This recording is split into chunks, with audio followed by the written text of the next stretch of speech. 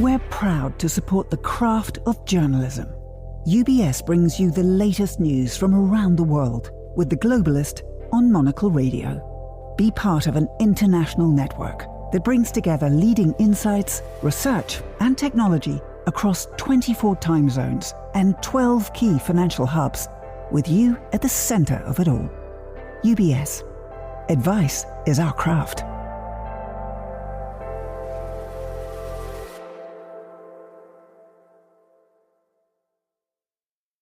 You're listening to The Globalist, first broadcast on the 13th of May 2025 on Monocle Radio. The Globalist, in association with UBS.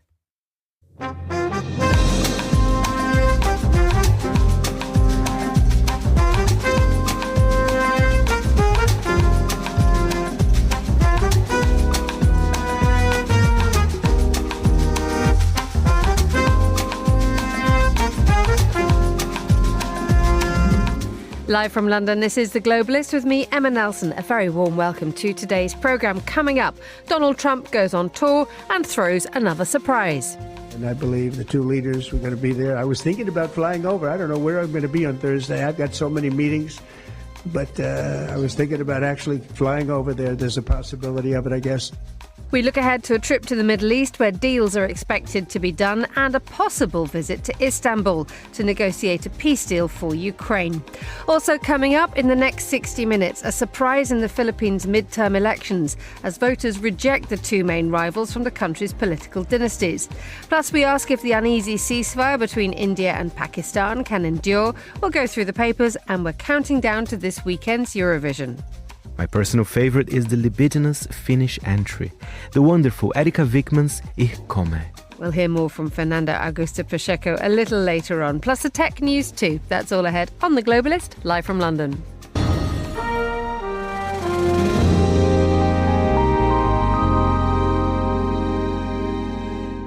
First, to look at what else is happening in today's news. Ukrainian President Volodymyr Zelensky says he's had no word from Vladimir Putin about a meeting on Thursday in Istanbul. Australia's Prime Minister Anthony Albanese has been sworn in for a second term in office, and 3 members of the Belgian Parachute Regiment have been injured while on exercise in Scotland. Stay tuned to Monocle Radio throughout the day for more on these stories. But first, Donald Trump has already said yes to a presidential plane from the Qataris, and his son Eric has struck business deals for the Trump administration. President Trump is already doing well, therefore, out of a trip to the Middle East, and he's only just about to arrive in Riyadh as we speak. Well, critics have accused him of feathering his own nest, but the US could stand to gain too, with investments expected from the likes of Saudi Arabia and the UAE. Well, joining me now on the line from Riyadh is Greg Karlstrom, who's a Middle East correspondent and author of How Long Will Israel Survive? The Threat from Within. Very good morning to you, Greg. Good morning to you. So even before he's landed, there's trouble for Donald Trump. Right. I mean, he is coming in for a lot of criticism domestically for what many people in the United States see as possible corruption stemming out of this trip. This Qatari plan to gift him a 747 to be used temporarily as Air Force One. And then the plan is that it will be donated to the Trump Presidential Library after that, which has some people wondering if Trump will continue to use this plane as a private citizen. Obviously, that smacks a bit of bribery. And then you have all of the other things, as you mentioned, that his family has been doing, deals for new towers, cryptocurrency entanglements in the region. There is a lot of anger in Washington about this, much like during Trump's first term, where the Gulf states, particularly Saudi Arabia, became incredibly partisan issues in American politics because of not just their embrace of Trump as a president, but their entanglements with him as a businessman as well. And indeed, how does that set the tone for the second Trump presidency and the next big tour out of for Donald Trump? I mean, this is his first transcontinental trip out of America, isn't it? Right, it is. And he did the same thing in his first term. Saudi Arabia was his first stop back in 2017. I think the public focus of this trip for the White House is going to be deals. And obviously some of those will be deals for Trump himself. But the Saudis, for example, have already been talking about $600 billion of trade and investment in the United States over the next 4 years. Trump almost casually suggested that they raise that figure to $1 trillion. And I think a lot of these figures are going to be a bit far-fetched. I mean, $1 trillion is the entirety of Saudi's gross domestic product. So it's hard to see how they're going to channel that sort of money into the U.S. But I think Trump wants those big announcements that he can try and sell as political wins back home after a 6-week period in which he's had a lot of self-inflicted bad news about the economy. There is therefore that sense that business is ready to be done the minute that he touches ground. Right. He will get here in Riyadh in about an hour. But right now at the King Abdullah Convention Center, which is where they host a lot of the big events here, there is a day-long event called the U.S.-Saudi Investment Forum. You have the U.S. Treasury Secretary, the Commerce Secretary, other cabinet officials who are due to speak at that event. And then Trump will appear this afternoon with Mohammed bin Salman, the Saudi Crown Prince, and they're expected to sign some economic agreements on the stage. So before we even get to, the dinner tonight and the private bilateral meetings where they're going to talk about geopolitics, there's going to be this very flashy public event focused on deal making between the two countries. And it's not just Saudi Arabia, isn't it? He's on a 3-stop tour of the Middle East, and each country is going to want to do a deal and to be seen to be standing next to him. Right. They're going to be competing with each other to see who can put on the most lavish reception for Trump and offer him the most lucrative deals. So you look at the UAE, for example, the United Arab Emirates, which will be his third stop on Thursday and Friday. They already have some dealings with American firms in AI. For example, the UAE is pouring billions of dollars into AI. So I wouldn't be surprised if there's some big announcement around that or around data centers or something adjacent to artificial intelligence. The Qataris, aside from possibly giving Trump plane, have their own deals in mind. So it's going to be a 4-day spectacle of everyone signing MOUs and signing contracts. And for the likes of Saudi Arabia, this is an incredibly important moment, not just for business, but in terms of its geopolitical importance now. Right. The Saudis have spent months trying to position themselves as a convener, as a country that, yes, they're a regional power and a middle power, but they have a role on the world stage. So they have in the past hosted talks between American and Russian officials and American and Ukrainian officials, trying to make some progress towards a ceasefire in Ukraine. Obviously, they have been quite involved in diplomacy over the Gaza war. And I think with Trump here, they're going to have two big messages that they want to give to him. One is their desire for a ceasefire in Gaza, which has been a demand of theirs for more than a year now. And then the other one will be Iran. The Saudis are now supportive of Trump's efforts to reach a new nuclear deal with Iran, unlike in his first term when they encouraged him to abandon the JCPOA, the nuclear deal that was signed in 2015. So they're going to urge Trump to make a deal because the alternative, as far as they're concerned, is war. And they're going to look for ways where they might be able to help, incentives that they might be able to offer the Iranians, perhaps economic incentives that might entice Iran into a new agreement. One of the areas where there is still no accord between the US and the likes of Saudi Arabia is Gaza. That Mohammed bin Salman has described what's happening in Gaza as genocide. That there is still enormous support for the Israelis from the United States. How does Saudi Arabia square that, given this desire to be the great peacemaker?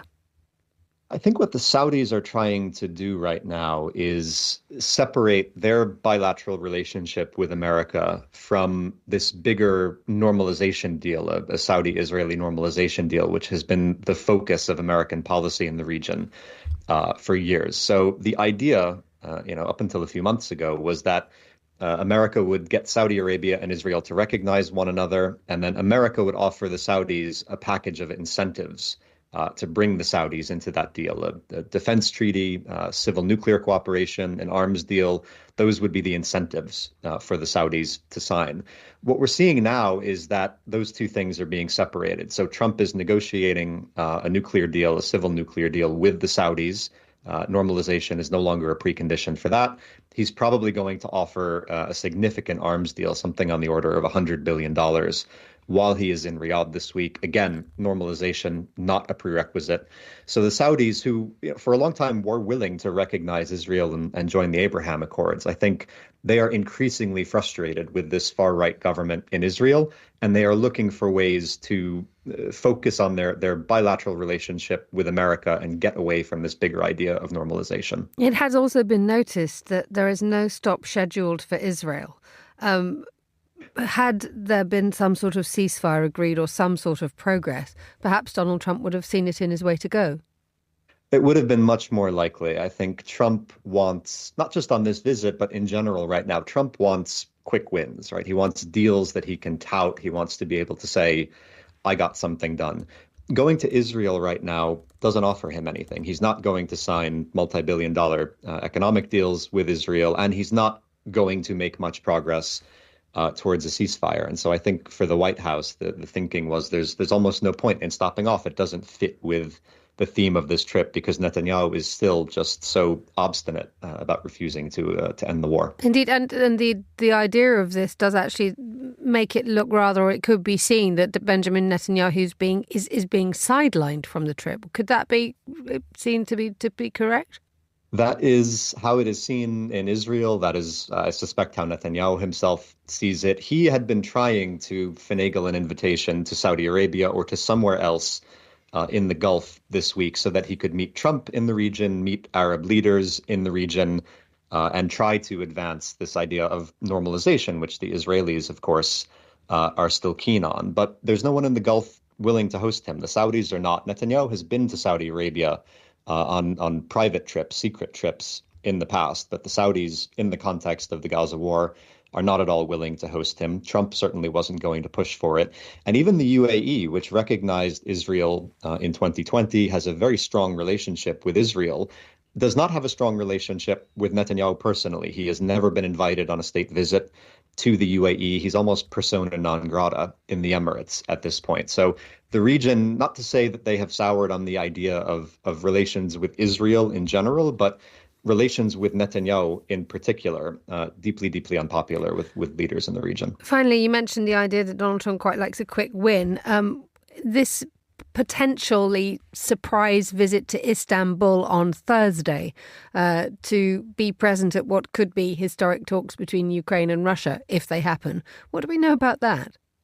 But we know what Donald Trump unexpectedly said in the middle of a press conference about prescription drug prices yesterday, which is that he's considering a quick trip over on Thursday for these meetings.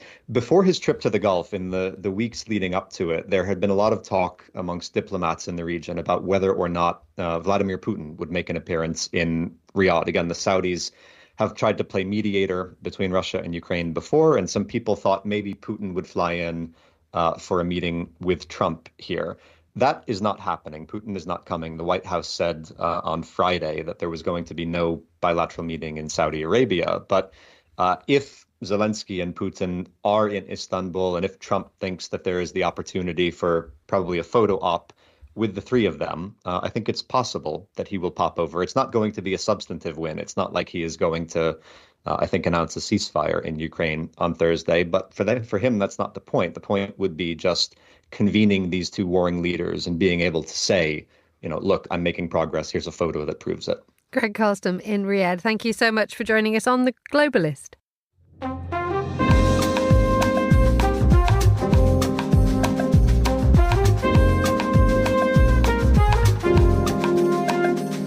.43 in Bangalore, 7:43 a.m. here in London. Now, India's Prime Minister has warned that military action against Pakistan has only been paused and that the country will retaliate on its own terms to any attacks. The Indian Prime Minister added that he was monitoring every step of Pakistan. Well, to tell us more, I'm joined up now by Maya Sharma, a journalist based in Bangalore. A very good morning to you, Maya. Good morning to you, Emma. Good to have you back. The ceasefire that came into effect in the middle of the weekend, is it still holding? Well, of course, a ceasefire was announced on Saturday, May the 10th, and that night did see violations of the ceasefire quite definitely. There was drone movement, there was firing. This was on May the 10th. The 2 nights after that have been better. It has been considered that the ceasefire is holding, although there has been drone activity at the border. And also this morning, there has been firing between the two sides. But despite this, the two countries are maintaining that the ceasefire is in fact holding. There have been no reports of casualties in the firing that is going on this morning. But it is what could be described as really an uneasy ceasefire.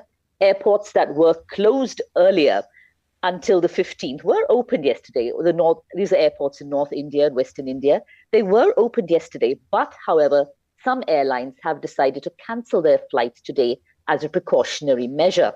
The IPL, however, the Indian Premier League cricket tournament, is back and will be starting again on Saturday after a break of a week. So that is back. So mixed signals really, but by and large, the feeling is the ceasefire is holding as of now. Now, this all goes back to an attack on a group of tourists in Indian-controlled, Indian-administered Kashmir a couple of weeks ago and the subsequent clashes that ensued.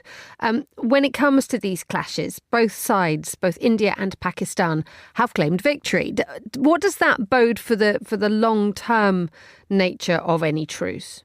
Yes, it certainly is very interesting that both Pakistan and India feel that they have won this skirmish. It wasn't officially ever a war, but they both are claiming that they have achieved their objectives, that what was set out to be achieved, the Indian government saying quite clearly that the targets have been achieved.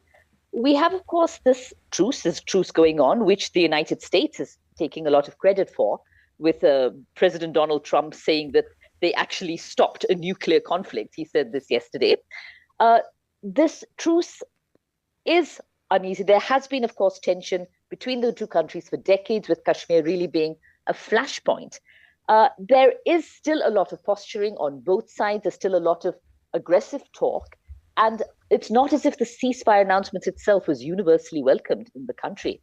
There was a lot of protests against what they felt was India backing down. And the foreign secretary who announced the ceasefire had unfortunately to face a lot of trolling on social media. He had to protect his X account because there were many who felt that the hostility should have continued, that India should have continued to be aggressive and go into Pakistan further. So there is hostility in terms of public sentiment on both sides of the border, which of course is not very good for any potential ceasefire. But the ceasefire is holding. The ceasefire announced on May the 10th is holding. Prime Minister Modi, of course, saying that he would not be held hostage to any nuclear threat. He would not be blackmailed by it. So a lot of posturing on both sides of the border. But as of now, the ceasefire largely holding. Now, one of the next steps is obviously the future talks to try to make sure that the ceasefire holds and that there is some, at least, hope or pathway to a longer resolution. Pakistan have said that one of the ceasefire terms was an agreement that future talks would be held in a third country, that the UAE could be a possible venue for this. What do we know about this? Well, yes, of course. Right now, immediate steps. The heads of the military operations in both countries did talk yesterday. They spoke on the 10th and they spoke yesterday as well. And immediately they've agreed that there should not be a single shot fired on either side. They are considering troop production from the border and the forward areas, and they have agreed to not initiate aggressive or inimical action against each other. That is immediate. Longer term, well, Prime Minister Modi has said that he would not talk to Pakistan unless it was about terrorism. He said terrorism and talks can't go together. Terrorism and trade can't go together. And he also said that water and blood can't flow together. This is a reference to the Indus Water Treaty, which India has put on hold following the attack on Pahalgam.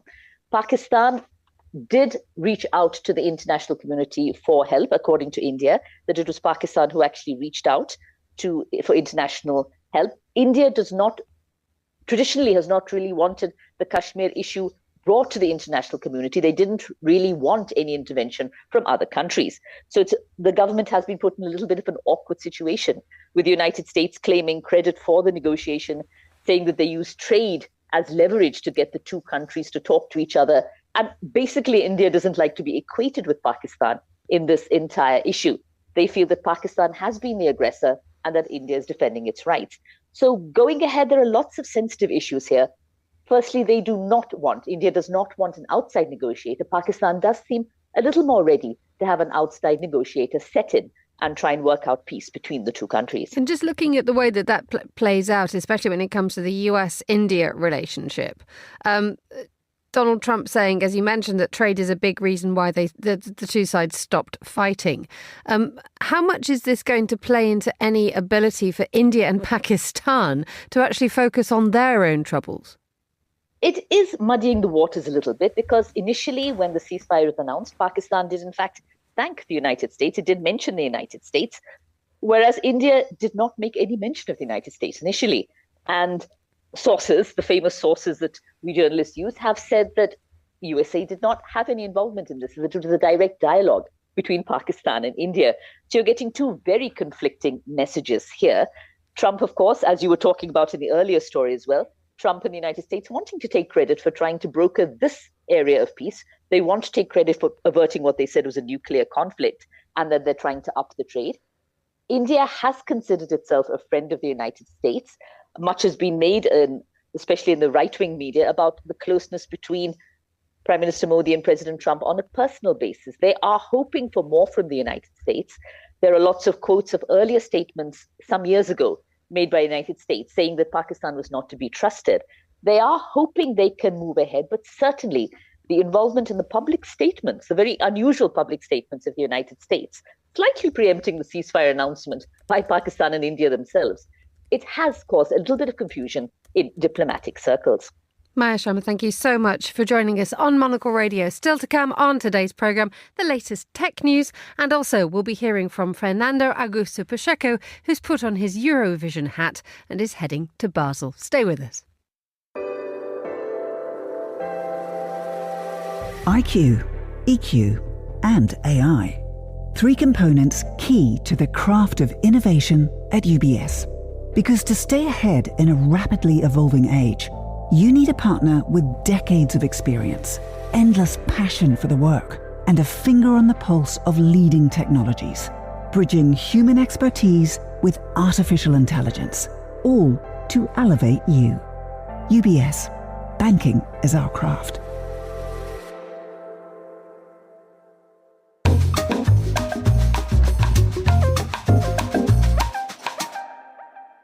While most of the Trump administration's tariffs are paused for 90 days and a weekend deal even saw duties reduced on China, many countries and companies are already feeling the impact of a new era of market instability. Germany's no exception. It's a country whose economy is sustained by medium-sized companies known as the Mittelstand. Well, these firms rely on exports to the United States. Our reporter H.J. Mai went to visit one in Landshut in Lower Bavaria. The German economy is at a critical juncture. After years of driving Europe's economy, German growth has been hard to come by recently. Growth for 2025 is expected to be flat, down from an anticipated modest 1% in earlier projections. Incoming German Chancellor Friedrich Merz says he's committed to reaching a trade deal with the United States. But given the uncertainty with respect to US government actions, companies in Europe and elsewhere are preparing for the worst. This includes German company IBM Papst. The producer of heating and cooling systems has put a planned expansion of its US operations on hold. Since we don't know how the overall economic development will be globally and in the US especially, it might make sense to wait another few months to make this final decision, because we don't know yet if this whole global activity will end up in a global recession or not. That's company CEO Klaus Geisdörfer. IBM Papst is a mid-sized family-owned company. Such companies are known in Germany as the Mittelstand, which has been described as the backbone of Germany's economy. These small to mid-sized businesses account for more than half of Germany's GDP and employ over 60% of workers. IBM Papst is headquartered in Mulfingen. Its plant in Landshut focuses on the production of electrical motors and heating technology components. Landshut is a small town located in Lower Bavaria, about 45 miles from Munich. Here, the company employs roughly 900 workers. And what I saw during my visit was a production floor humming with workers and industrial robots. Over the past 60-plus years, IBM Papst has become a global player, with 2 plants in the United States. A few years ago, we opened our second plant in Telford, Tennessee. The first plant is in Farmington, Connecticut. And out of these plants, we supply today around 50% of our US sales. Having 2 production facilities in the US helps to soften the blow of tariffs, says Geisdörfer. as it means that only half of its US sales will be potentially impacted by those tariffs. But unfortunately, once Trump's proposed retaliatory tariffs go into effect, it will be EBM Pub's customers that will foot the bill. If it comes, then we will pass through all tariffs to our customers and they will have to pay for this. And same, it will be with their end customers then finally. And this is the pity, because those tariffs will go through to the end customers. And so you, me, everybody has to pay more and we will get more inflation. EBM Pabst has the luxury to pass on the expected costs as its products are industry-leading and not easy to replace. Even the Mercedes Formula One team has in the past used the company's cooling fans. The 10% tariffs that are already being applied to nearly all EU products, as well as sector-specific tariffs on steel and aluminum, have already affected EBM Pabst's bottom line, says the company's Director of Trade and Compliance, Johannes Laun. Today we still supplement our portfolio of locations in the USA from Germany. The process of localizing its production and supply chains, which has begun several years ago, has benefited the company and provided some buffer against any further trade escalation. But completely shifting productions to the US, as President Trump would like to see, is not possible for EBM Pabst due to costs and quality standards. We have not yet been able to source one of our components, a basket guard grill, in the USA. Suppliers there cannot produce guard grills in the required quality. So for the time being, EBM Pabst will hold off on any investments in its US operation and pass on any tariffs to its US customers. Despite all the uncertainty, CEO Geisdorfer is hopeful that the EU and the Trump administration can reach an agreement and maybe even sign an elusive free trade agreement. I really hope that we can find a 0-to-0 tariff between the US and the European Union, which would be great. From my point of view, would be the best thing. And if this tariff discussion leads to such an agreement finally, it would have somehow made the right way. The company has been through several rough economic periods in its history. But the workers I saw in Landshut are confident and highly motivated. And they trust that company leadership, including CEO Geisdorfer, will navigate the challenges created by Trump's trade policies. For Monocle, I'm H.J. Meyer in Landshut, Germany. Thank you, HJ. This is The Globalist. The time here in London is just nudging 7:28. We'll be having the newspaper review from Nairobi in a moment. But first, a quick look at today's other news headlines. The Ukrainian president says he's had no word from Vladimir Putin about meeting on Thursday in Istanbul. Volodymyr Zelensky says he'll travel to Turkey to meet the Russian president face-to-face about ending the war in Ukraine. Australia's Prime Minister Anthony Albanese has been sworn in for a second term. It follows a landslide victory for his Labour Party in the country's general elections. And 3 Belgian soldiers have been injured while on exercise in Scotland. The Belgian Prime Minister said the personnel were part of one of the country's parachute regiments. This is The Globalist. Stay tuned.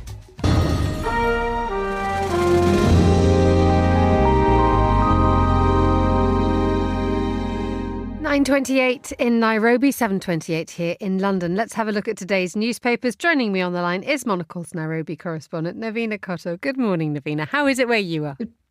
Good morning, Emma. We're just recovering from 12 hours of rain. I'm pretty sure the weather is much nicer in London. It is, unfortunately, but I'll take that because it's a rare win for London over Nairobi. But 12 hours of solid rain, what do you do? Stand in it. Yeah, I mean, you hope it doesn't come in, and I have to say it takes a while for the water that has accumulated to dissipate, and you avoid driving in the rain. It's pretty intense. Thank you for that. Let's look at the newspapers. This quite phenomenal story about a group of Afrikaner, so-called refugees who have arrived in the United States, fleeing what they are claiming is genocide.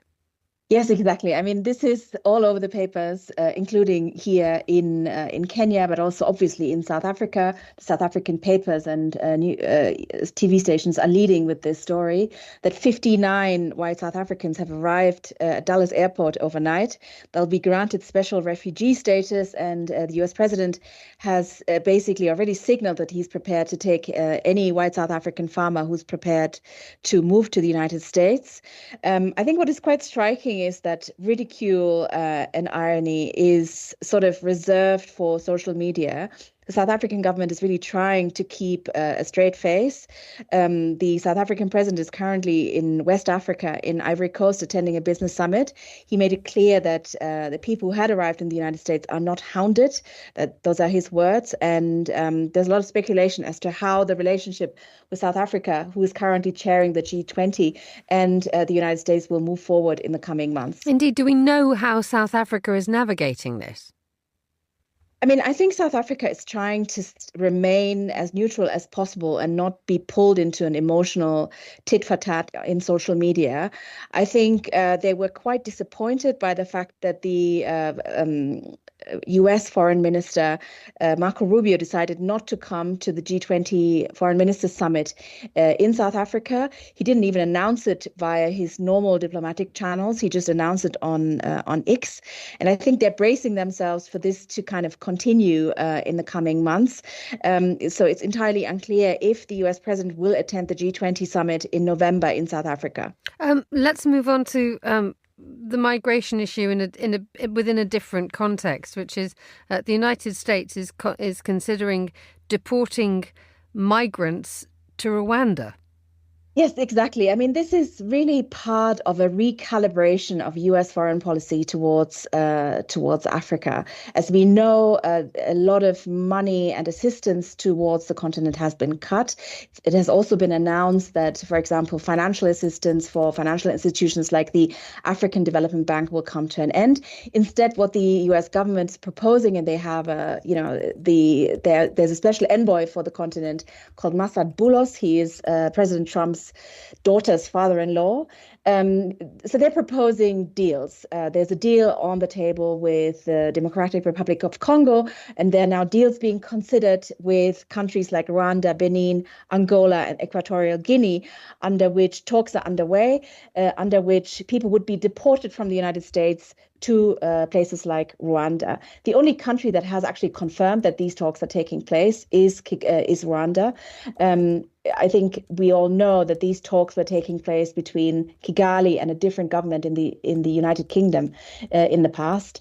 And I think we have to see if this actually comes to fruition. How is this all being received, given the fact that the United States is sort of getting incredibly involved in the movement of people? Yes, I mean, look, I think politicians here are trying to stay calm and neutral and trying to make sense of what is happening and still build a relationship with the United States. There's a lot of talk about increasing trade within the African continent to reduce dependency on the US economy, on US aid.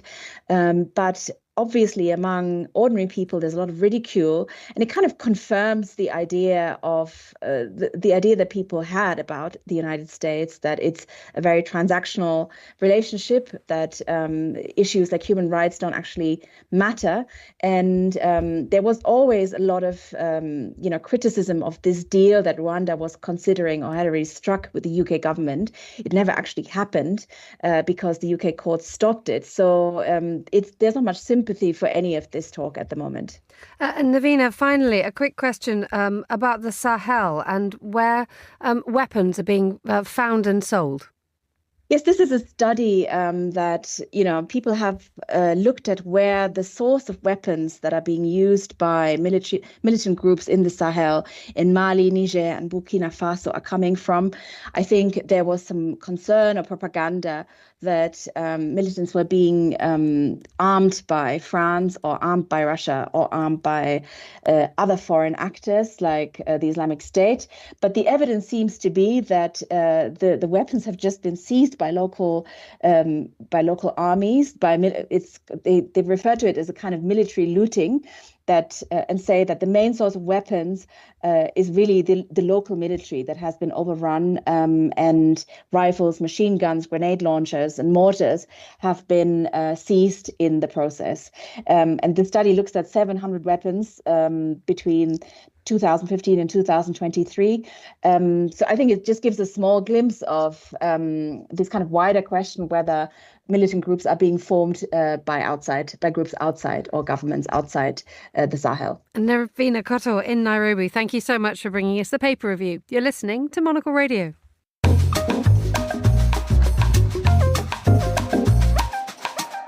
Now, this week's midterm elections in the Philippines have been billed as a standoff between two big dynastic heavyweights of politics. But as it turned out, neither Ferdinand Marcos Jr. nor Sara Duterte have really emerged as outright winners yet. Instead, it seems to be smaller parties and erstwhile players on the political scene who are doing rather well. Well, Richard Haydarian is an academic and columnist for the Philippine Daily Inquirer. A very good afternoon to you, Richard. Good to have you with us.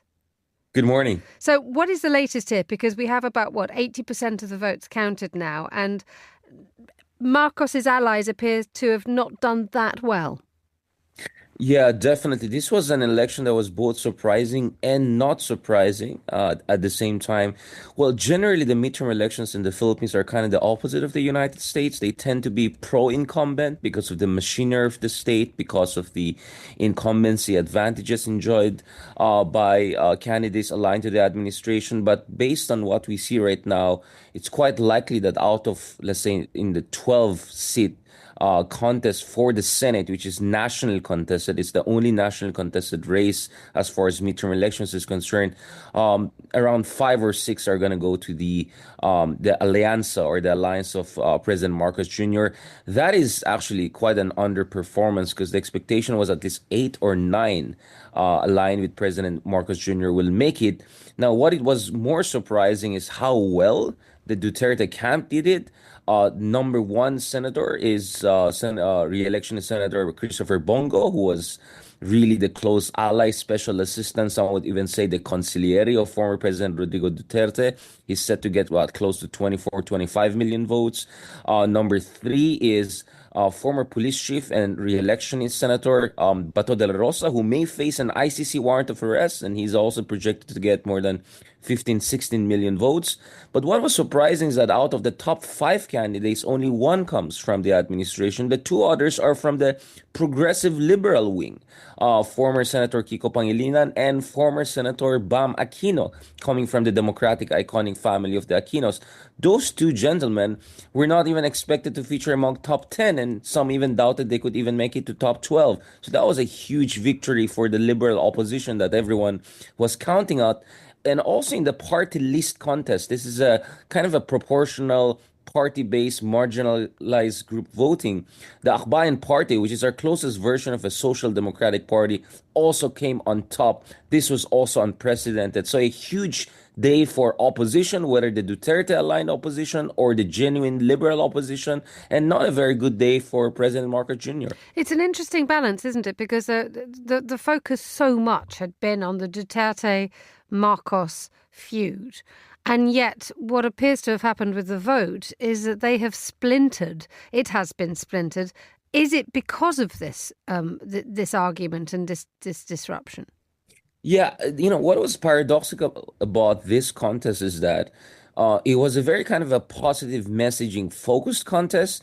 Candidates really didn't go after each other. You could have imagined that easily the progressive liberal candidates to focus on human rights issues or China-related issues and attack the others. No, what you saw is that most candidates, particularly the candidates from the liberal opposition, really played it safe. And I was, to be honest, quite critical of that. And I felt they had to be much more conviction-based in terms of their positioning. But that playing safe, meaning not touch on, attack issues regarding ICC, regarding SAR impeachment, etc.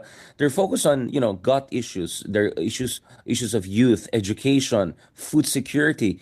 That seemed to have worked wonders for them because they ended up getting votes from both camps. Remember that there are up to 12 senators that you can elect in every cycle. So what happened is that there were many people who had, let's say, 5, 6, 7 candidates from the Marcos side and then put the 2 guys, Pangilinan and Aquino. And the same thing happened on the other side. So by playing safe, they basically navigated their way in between the 2 major camps and ended up getting huge amount of votes, unprecedented numbers. So it seems that strategy is working for now for them. But whether this strategy will be the way forward for them, there are big questions because it's a numbers game. And the Dutertes are really in a comeback mode. I've been warning about this. I said, if Trump could make such a comeback after everything, why not the Dutertes? So at this point in time, it remains to be seen how the progressive liberal opposition will navigate the incoming Senate, which will will be populated by majority traditional politicians, Duterte-aligned politicians, and around 3 liberal opposition candidates. They could be the kingmakers or queenmakers on a huge range of issues, including Sara Duterte's potential impeachment by the Senate. Richard Haydarian in Manila, thank you so much for joining us on Monocle Radio. You were the Globalist.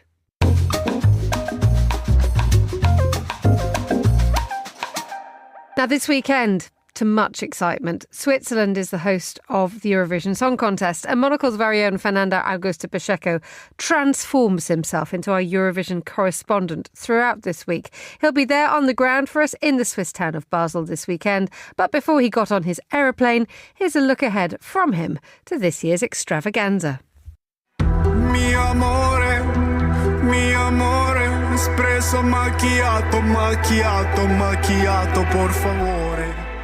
As Basel gets ready to host the big final of the Eurovision Song Contest this coming Saturday, it's a good time to remind people that there is nothing quite like it. Besides sports competitions, no other TV broadcast would manage to attract a whopping 163 million viewers, numbers from 2024. When I interviewed Martin Osterdahl, the Eurovision Song Contest executive supervisor, my favorite quote from him was, "Eurovision is the Super Bowl on steroids." And how right he is. The maximum precision to host a show like this is a thing of wonder. Each one of the 26 acts on the big final on Saturday need a different staging, and there are only a few minutes to prepare between acts. This year, the 69th Eurovision Song Contest returns home to Switzerland, the country that hosted the very first Eurovision in 1956. They also won it with the beautiful ballad Refrain by Liz Assia.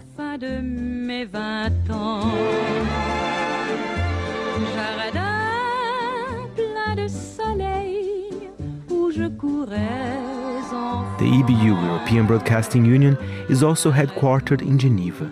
Basel is in full preparation for the event, with the first semi-final taking place tonight. And the rumors that a certain Céline Dion will be back on stage on Saturday are getting quite strong. She won Eurovision for Switzerland back in 1988.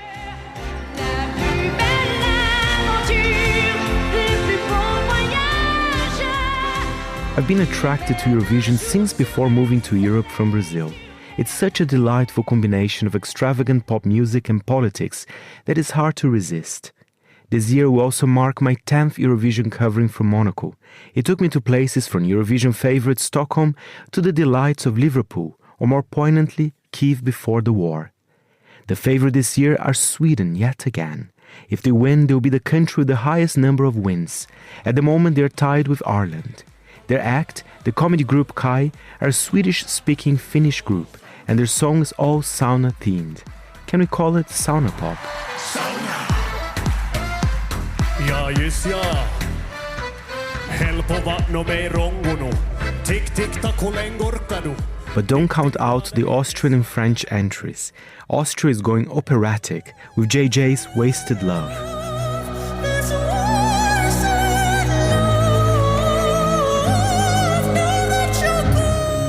And France is betting big, taking one of their biggest pop stars, Luan, to sing a powerful ballad about her late mother.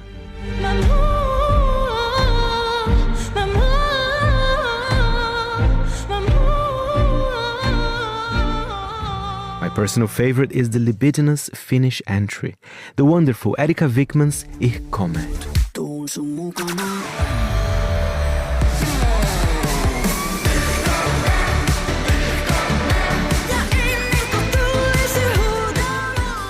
But there's something for everyone, including the Estonian provocateur Tommy Cash with his song Espresso Macchiato.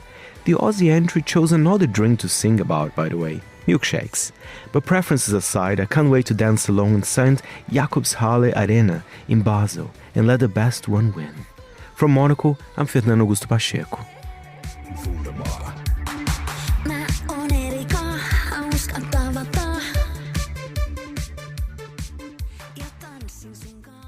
Fernando Augusto Pacheco there. We'll have more from him, including interviews with the Eurovision contestants throughout the rest of this week on Monocle Radio before the big event on Saturday. Each of us has a craft, a calling that inspires us. Whether it's how a coffee is brewed, a chair is built, or how money is looked after, there's a love for the work, a care that compels you forward. For us at UBS, it's about designing a unique outcome for you. Because whatever your craft may be, ours is built around helping you succeed. UBS, banking is our craft.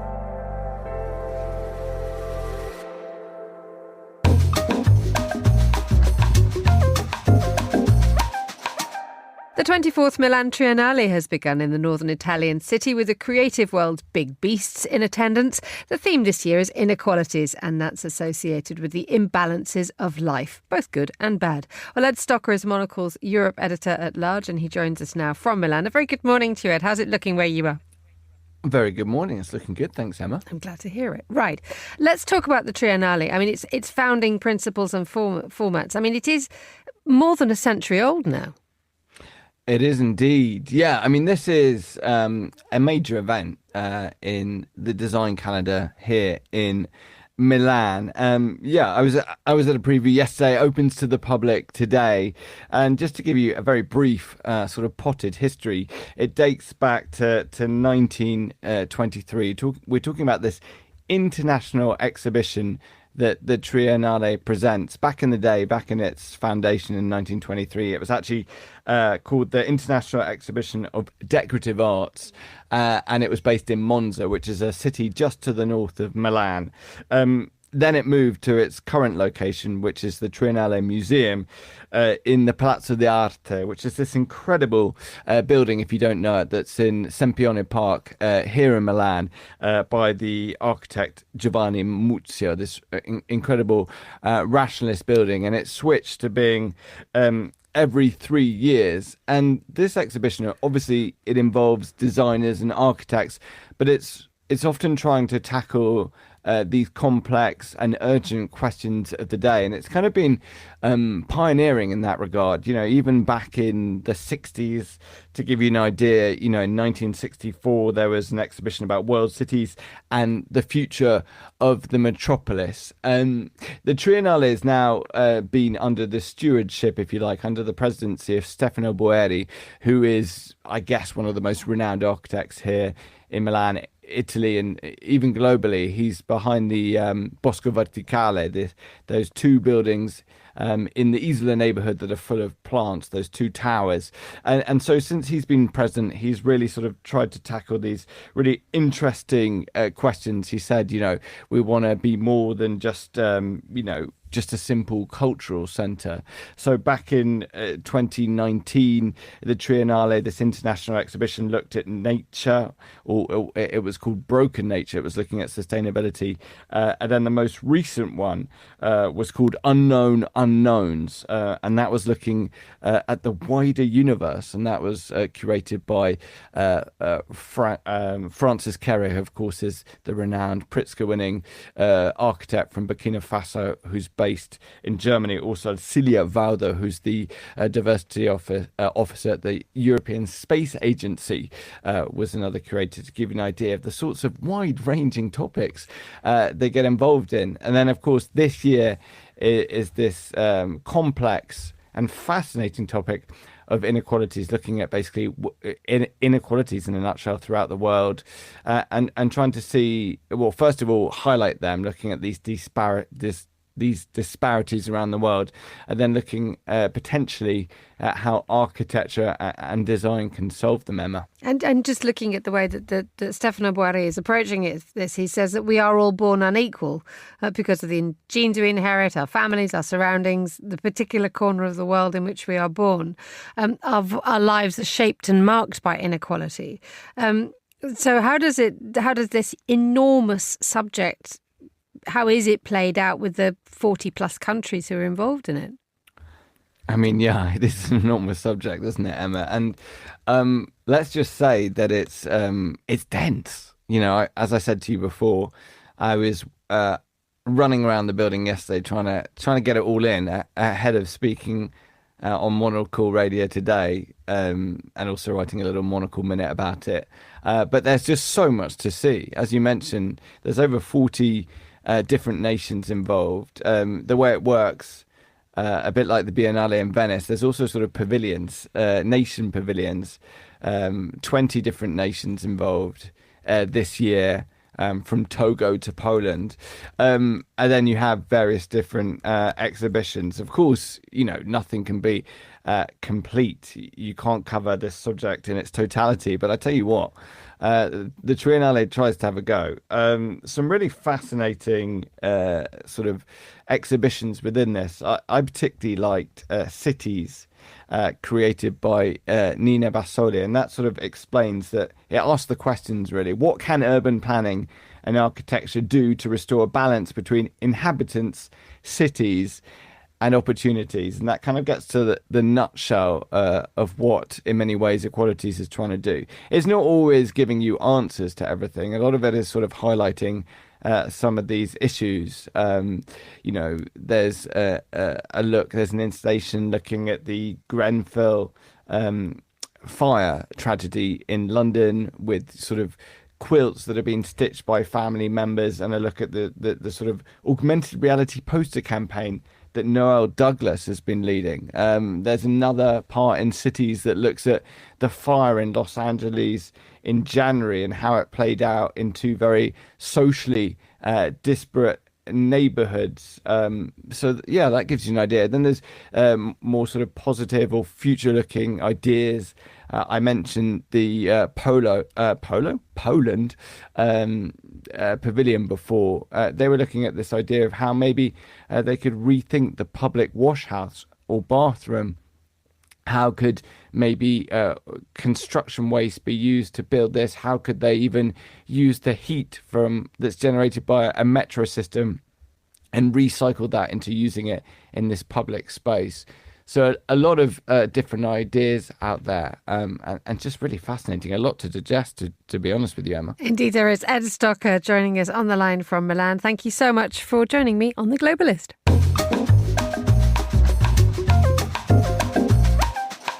Finally, on today's programme, a look at tech. Monocle's technology correspondent David Phelan joins me now in the studio. Good morning, David. How's life where you are? Life is very good. I'm enjoying the sunshine, not the rain, the biblical rain we had in London yesterday. But apart from that, all good. Wonderful. Good to hear it. OK, I need a new phone. You've seen my phone. I've seen my phone. I need a new phone. There are new phones to be bought. There are always new phones to be bought. But what are the new phones that I could be buying at the moment? Yes. Well, interestingly, literally today in UK time, 2 phones have launched this morning. One, the embargo lifted at 2 a.m., one at 3 a.m. So we're past the embargo, so I can talk about them. The first is the Samsung Galaxy S25 Edge. S25 came out in January. This is an addition to the range, and it's super thin, 5.8 millimeters thick, plus the camera bump. And that's kind of hard to visualize. I couldn't quite get to grips with it. I've tried it, I've used it, and it is amazingly thin. A lot of people will put a case on it, which will mitigate that a bit, but it proves that things aren't quite dead in the world of mobile phones yet. Indeed, and there's always that idea of how far you can stretch an atom when it comes to the material that goes into using these phones. Is there a point where it actually becomes too thin? Because I think we've all had to get used to the idea that phones are inherently quite fragile, which is why we cocoon them in big Sure. protective cases. Yes, definitely. And I think one of the things that is going to limit it is the USB-C connector. That is a certain width. The only way around that is if you only charge wirelessly, which a lot of phones can do. I don't know that we're quite in a place where you can take that socket off. If you can take that off, you can make it even thinner. But you do need some space for a battery, that's for sure. And how does it work as a phone? It works very, very similarly to the rest of the S25 range. It's got the same cutting-edge processor, the latest Qualcomm high-end processor that you have in the S25 Ultra, and so it has all the artificial intelligence features that Samsung is so proud of in its latest models. It even has the 200 megapixel sensor camera on the back that you get on the other high-end phones in the S25 range. So, in other words, I'm sure there are plenty of corners that have been cut and sacrifices that have been made, but they are eager to say that it's super thin, but it's just as powerful as it should be. whatever Samsung does, Apple does, and vice versa. So where is Apple with this journey to very slim? Yes, they haven't announced anything, but it is widely believed that the iPhone 17 Air, it's been nicknamed, who knows what it will be called, will be coming this autumn, and it will be even thinner if the reports are to be believed at 5.5 millimeters, and it will have only one camera on the back. That looks like one sacrifice that might be made, but in other ways, it will be as powerful as other ranges in the other phones in the iPhone 17 range. And snapping at the heels of Apple and Samsung is Sony. Yes. Just an hour or two after the embargo lifted on the Samsung phone, Sony announced its latest flagship phone, the Sony Xperia 1 Mark 7. That's the 7th generation of the One phone, which is their most premium phone. And it looks... It's less exceptional in the sense that it's not super slim, though it does look great. And Sony's it's an interesting thing, Sony's phones. They've never quite taken off in the way that Samsung, Google or Apple have, but they're very strong phones. Sony makes most of the camera sensors for most other phones, so we know they're really good at that, and they are certainly exceptional in their phones. But somehow they seem to have gone down a niche route where they have exceptional software, and they try to appeal to creatives and professionals using cameras based on the Sony Alpha camera, screens based on the Sony Bravia TVs and so on. It's an interesting thing, actually, because once upon a time we all used BlackBerries and then that went away. So there is that feeling that you have the two beasts, Samsung and Apple, which dominate the iPhone. I've done it. I said iPhone. It's phones that dominate the phone world. But there is always that fear that something could just tip everything into someone else's favour. Absolutely, and Sony, I think, they do well, and they have interesting quirks to them. It's the only flagship phone that's got a 3.5mm headphone jack, so they have great audio built inside, so that if you want to connect high-end headphones by cable, you can do so. Wonderful. That's actually convinced me to buy one. Finally, we have but 50 seconds to talk about a thing that you've got on your wrist. David always comes in with things on his wrist, tech to monitor every molecule in his body. Where are we today? Now, we're looking at your blood pressure today, aren't we, David? Yes, that's right. This is the Hilo band made by Actia. It's their latest band. This is great if you suffer from white coat syndrome. That is when a medical professional is going to do a test on you and that alarms you. That can send your blood pressure spiking. This band attaches to your wrist and it reads your blood pressure electronically, but it does it in the background. You don't know when it's doing it. And you check on your app and you will see later that it tells you how your blood pressure is. And how are you doing? Because I once ran up a set of stairs with you. This must be about 10 years ago. And you came up and you had the heart rate of about like a 14-year-old at the time. Is David Phelan still alive? If this is accurate, and I believe it to be, then I'm doing okay, yes. We are glad to hear it. David Phelan, thank you so much for joining me in the studio. And that's all the time we have for today's programme. The warmest of thanks to all my guests and to the producers, Chris Chermack and Monica Lillis. Our researcher was Francesca Jilks and our studio manager was Lily Austin, with editing assistance from Elliot Greenfield. After the headlines, more music on the way. The briefing's live at midday here in London. The Globalist is back at the same time tomorrow. But for now, from me, Emma Nelson, goodbye. Thank you very much for listening.